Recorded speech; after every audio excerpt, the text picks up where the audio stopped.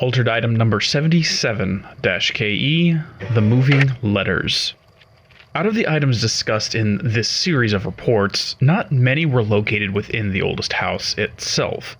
Considering the presence of altered materials inside these walls, it is surprising we have not located more of them. Maybe there are. We only have records of a fraction of the altered items the Bureau has collected. As can be predicted, these letters were discovered in the Dead Letters Archive, my old department.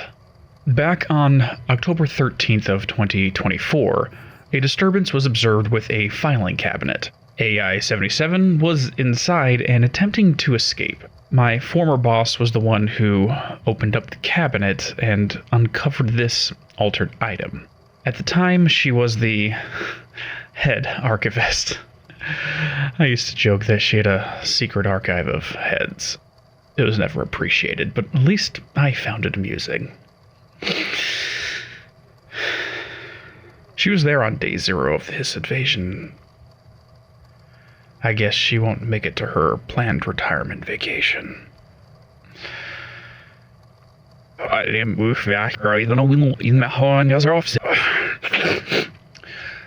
when is that gonna stop? Back on top again. Come on. Quote, the items are able to move short distances at a pace less than, and always in a direction. End quote. The only observed behavior is as stated.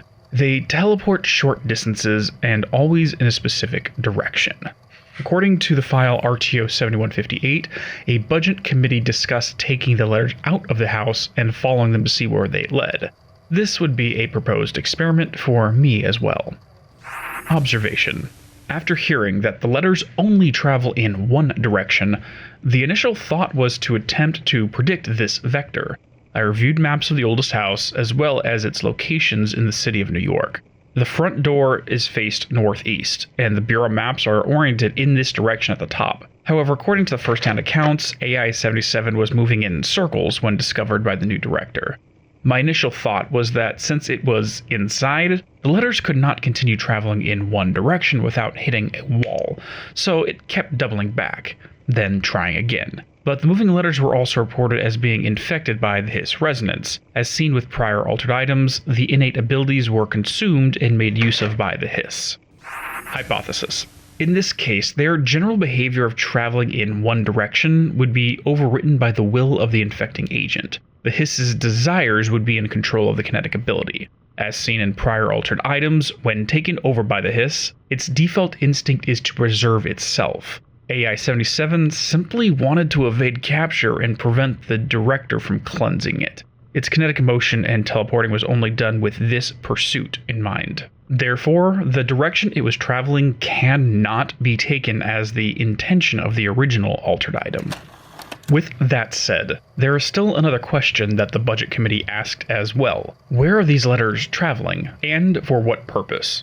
One clue may be the letters themselves. According to the containment document, the set of items includes, quote, a stack of 4 envelopes, each containing a single page of paper. All 4 letters are ineligible due to extreme water damage. The envelope curiously does not show any signs of such damage and are covered in messages of love. End quote. There is no record of what the letters themselves actually say, but if there is water damage on the letter but not the envelope, that would imply that the letter was soaked before being placed in the envelope. This could be because of 2 things. A, it could be due to direct contact with water such as with a spill or rain. Or B, due to the author crying over the letter itself. Based upon the words written on the envelope, it appears to be an expression of love. This would suggest hypothesis B. This alone would give us an idea of why these letters could have been altered. The strong emotions the author was feeling was infused into the letter itself. AI-77 could have literally become altered to ensure it made it to the person the letters were written to. At this time, both writer and recipient are not known. At this time, AI-77 has been returned to its cell in the Panopticon.